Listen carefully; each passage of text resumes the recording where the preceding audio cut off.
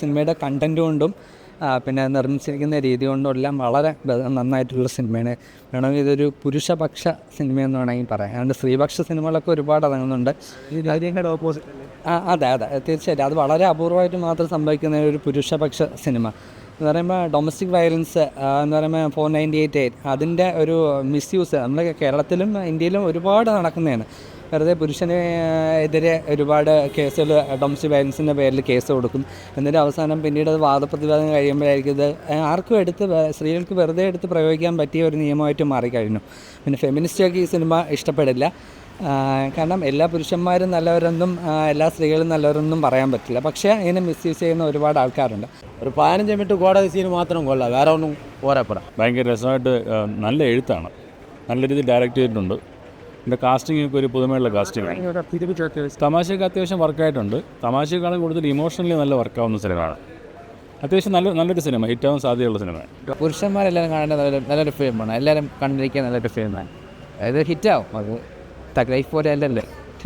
അതുകൊണ്ട് ഡെഫിനറ്റ്ലി എല്ലാവരും പെൺമക്കളും ആൺമക്കളും ഉള്ള എല്ലാ അച്ഛനമ്മമാരും വന്ന് കാണണം. കല്യാണം കഴിക്കാൻ പോകുന്ന പുരുഷന്മാർ സ്ത്രീകൾ എല്ലാവരും വന്ന് കാണണം. സിനിമ വളരെ ഭംഗിയായിരുന്നു. എന്ന് പറയുമ്പോൾ ഈ സിനിമയുടെ വളരെ ഏറ്റവും വലിയ കാര്യം നന്നായി സ്ട്രോങ് ആയിട്ടുള്ള തിരക്കഥയുണ്ട്, നന്നായിട്ട് സംവിധാനം ചെയ്തിട്ടുണ്ട്. എന്ന് പറയുമ്പോൾ എല്ലാവരും തമാശ ഉണ്ട്, ഒരുപാട് തമാശ ഉണ്ട്. പിന്നെ എനിക്ക് ഇച്ചിരി ഒരു ഫസ്റ്റ് ഹാഫിൽ ഒരു മദ്യത്തിൻ്റെ സീനുകളൊക്കെ കുറച്ച് അധികമായി പോയി. എന്ന് പറയുമ്പോൾ തൊട്ടതിനും പിടിച്ചതിനും ഒക്കെ മദ്യപിക്കാൻ വേണ്ടിയിരിക്കുന്നത്. അല്ലാതെ സിനിമയുടെ കഥയും തിരക്കഥയും എല്ലാം വളരെ നല്ലൊരു സിനിമയാണ്. ആസിഫ് അലി വളരെ നന്നായിട്ട് പെർഫോം ചെയ്തിട്ടുണ്ട്. അതെ, ഹിറ്റാവും, സൂപ്പർ ഹിറ്റാവും പടം. അതെ, ഫാമിലി പടം. അതെ, സ്റ്റോറി നല്ലതാണ്, നല്ല സ്റ്റോറി. എനിക്ക് ഇഷ്ടപ്പെട്ടു ചേട്ടാ, എനിക്ക് ഒരുപാട് ഇഷ്ടപ്പെട്ടു. കാര്യം ആസിഫ് അലിയുടെ മറ്റേ ഡയറക്ഷൻ സൂപ്പറായിരുന്നു, സ്ക്രിപ്റ്റിംഗ് എല്ലാം കൊള്ളായിരുന്നു. ഇപ്പോൾ എല്ലാവരും പറയും ഇത് ആണുങ്ങൾക്കുള്ള പടം എന്നൊക്കെ പറയും. പക്ഷേ ആണുങ്ങൾക്ക് മാത്രമല്ല, എല്ലാ പെണ്ണുങ്ങൾക്കും ഇത് മനസ്സിലാകുന്നതാണ്. കാര്യം എല്ലാവരുടെ കുടുംബത്തിലും സംഭവിക്കുന്ന കാര്യമാണ് ഈ സിനിമ കൊണ്ടുവന്നിരിക്കുന്നത്. അപ്പോൾ ഈ ഒരു കുടുംബജീവൻ എന്ന് പറയുന്നത് നമ്മുടെ ഏറ്റവും വലിയ സ്വപ്നമാണ്. അതാണ് നമ്മുടെ ജീവിതം മുന്നോട്ട് കൊണ്ടുപോകുന്നത്. അത് ചില ആണുങ്ങൾ അത് തന്നെ മതിയെന്ന് പറഞ്ഞാൽ ഒരു സാധാരണക്കാരൻ്റെ ഒരു പണം. അത് ചില ആണുങ്ങൾ ഒരു പ്രശ്നം വരുമ്പോൾ കുടുംബത്തിലെ ഫാമിലിയുടെ ഒരു പ്രശ്നം വരുമ്പോഴത്തേക്ക് അവർ ചിലപ്പം മരണപ്പെടും, അങ്ങനെയുള്ള കാര്യങ്ങളൊക്കെ ചെയ്യും. അതൊക്കെ ശരിക്കും പറഞ്ഞു കഴിഞ്ഞാൽ തെറ്റാണ്. ഈ സിനിമ നമുക്കത് അങ്ങനെയുള്ളവർക്ക് ഈ സിനിമ നമുക്കൊരു മാറ്റം വരുത്തി തന്നിട്ടുണ്ട്. അതായത് നമ്മുടെ മരണവും ജനനവും തീരുമാനിക്കുന്നത് മേളിലിരിക്കുന്ന ഈശ്വരനാണ്. നമ്മൾ ജനിക്കുന്നതും നമ്മൾ മരണപ്പെടുന്നതും തീരുമാനിക്കുന്നതാണ്, അല്ലാതെ സ്ത്രീകളല്ല. മനസ്സിലായല്ലേ? സ്ത്രീകളെ ഞാൻ കുറ്റപ്പെടുത്തി പറയുന്നതല്ല, സ്ത്രീകളത് മനസ്സിലായി. ചിലപ്പോൾ ചില നമ്മുടെ ഇപ്പോൾ ഉദാഹരണത്തിന് മറ്റേ ജാസി എന്ന് പറയുന്ന ട്രാൻസ്ജെൻഡറിനെ അറിയാവോ? ഈ ആണുങ്ങളും തമ്മിലുള്ള ഒരു ബന്ധങ്ങൾ അറിയാമല്ലോ. അതേപോലെ സ്ത്രീകൾക്കും ഉണ്ട്, സ്ത്രീകളായിട്ടുള്ള ബന്ധങ്ങളുമുണ്ട്. മനസ്സിലായില്ലേ? അത് ഈ കേരളത്തിലല്ല, എല്ലാ സ്ഥലത്തും ഉള്ള കാര്യങ്ങളാണ്.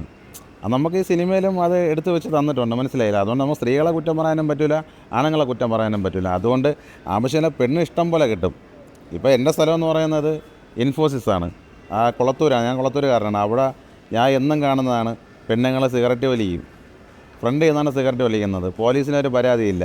ബാറിൽ കയറി ഒരു ബഗ് 150 രൂപയാണ് ഒരു ബഗ് അടിക്കുന്നത്. ഞാൻ കാണുന്നതാണ്. ഞാനും ബാറിൽ കയറും. ഞാൻ അടിക്കുന്നത് മാംഗോ ചില്ലി അറിയാമല്ലേ? ഇപ്പം ജവാനും കൂടെ ആയിട്ടുണ്ട്, കാര്യം പിടുത്തമില്ലാത്തതുകൊണ്ട്. അപ്പോൾ അവിടെ പെണ്ണുങ്ങൾ കുടിക്കാറുണ്ട്. കാര്യം ഓരോ വാക്കുകളും എടുത്ത് പറയുന്നുണ്ട്, നമുക്ക് നല്ല രീതിയിൽ മനസ്സിലാവുന്നുണ്ട്. പിന്നെ അസീസ് പുള്ളി നല്ല രീതിയിൽ ആ ക്യാരക്ടർ ചെയ്തിട്ടുണ്ട്. എല്ലാവർക്കും ഇഷ്ടപ്പെടുന്ന ഒരു ഫാമിലിയാണ്. പക്ഷെ പടം കാണാൻ വലിയ ആളില്ലായിരുന്നു, പക്ഷേ ഇനിയും നല്ല ആൾ കാണുമെന്ന് എനിക്ക് തോന്നുന്നു. കാരണം അത്രയ്ക്ക് നല്ലൊരു പടം. എൻ്റെ ഫസ്റ്റ് ഹാഫ് ആയതെന്ന് ഞാൻ അറിഞ്ഞില്ല. പക്ഷേ ഇന്നലത്തെ 200 പോയെങ്കിൽ ഇന്നത്തെ 150 എനിക്ക് ലാഭമായി. എനിക്ക് ഭയങ്കരമായിട്ട് ഇഷ്ടപ്പെട്ടു. ആസിഫ് അലീൻ്റെ ഇപ്പോഴത്തെ കിടിലം സെലക്ഷൻസാണ് മൂവീസ്. അതിലെ ഏറ്റവും ബെസ്റ്റ് സെലക്ഷനാണ് ആഭ്യന്തര കുറ്റവാളി എന്ന് പറയുന്ന മൂവി.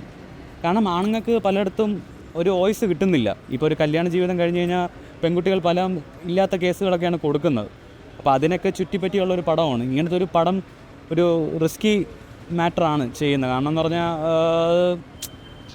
പല കാരണങ്ങളുണ്ട്. എല്ലാവരും ഞാൻ പറയാം, എല്ലാ ആണുങ്ങളും നല്ല ആൾക്കാരല്ല, ചിലവർ നല്ലവരായിരിക്കാം. പക്ഷേ ഇവരുടെ കുറേ വ്യക്തിപരമായിട്ടുള്ള ആവശ്യങ്ങൾക്ക് വേണ്ടി അവരെ യൂസ് ചെയ്യുന്ന പോലെ തോന്നിയിട്ടുണ്ട് പലതിലും. എൻ്റെ ചുറ്റുമുള്ള കുറേ സുഹൃത്തുക്കളുടെ ജീവിതമൊക്കെ അങ്ങനെയാണ്. അപ്പോൾ ഇതൊക്കെ വെച്ച് നോക്കിയപ്പോൾ എനിക്ക് അവരെയൊക്കെ എനിക്ക് കാണാൻ പറ്റി ഈ സിനിമയിലൂടെ. കാരണം ആസിഫിൻ്റെ പെർഫോമൻസ് അത്രമാത്രം ഡെപ്തിലുണ്ടായിരുന്നു. പിന്നെ അഭിനയിച്ചവരൊക്കെ ആനന്ദ് മൻപഥനാണെങ്കിലും അസീസ് ആണെങ്കിലും ബാക്കി എല്ലാവരും നല്ല രീതിക്ക് ചെയ്തിട്ടുണ്ട്. എനിക്കെന്തോ ഇതെല്ലാവരും കാണേണ്ട ഒരു പടമാണ്. തീർച്ചയായിട്ടും തിയേറ്റർ സപ്പോർട്ട് വേണം ഇതിന്. ഇങ്ങനത്തെ പടങ്ങൾ വേണം. പക്ഷേ സിനിമയാകുമ്പോൾ ഫെമിനിസ്റ്റിനൊക്കെ പോകാൻ ചാൻസ് ഉണ്ടോ ഇതിൽ? കൊള്ളാം. അതല്ലേ 2-3 സ്റ്റേയും ബാക്കി കാര്യങ്ങളൊക്കെ വന്ന് പ്രശ്നങ്ങളായത്. അതുകൊണ്ട് ഇത് എല്ലാവർക്കും കൊള്ളുന്ന ടൈപ്പുള്ള ഒരു പടം തന്നെയാണ്. പക്ഷേ എന്താ പറയുക, ഇതുവരെ ചെയ്തതിൽ ഒരു മികച്ച ഒരു സെലക്ഷൻ തന്നെയാണ് ആസിഫ് അലീൻ്റെ ഈ ഒരു പടം. എന്തായാലും തീർച്ചയായിട്ടും തിയേറ്ററിൽ വന്ന് കണ്ട് ഈ പടവും സപ്പോർട്ട് ചെയ്യണം. നല്ലൊരു കണ്ടൻറ്റാണ് അത്.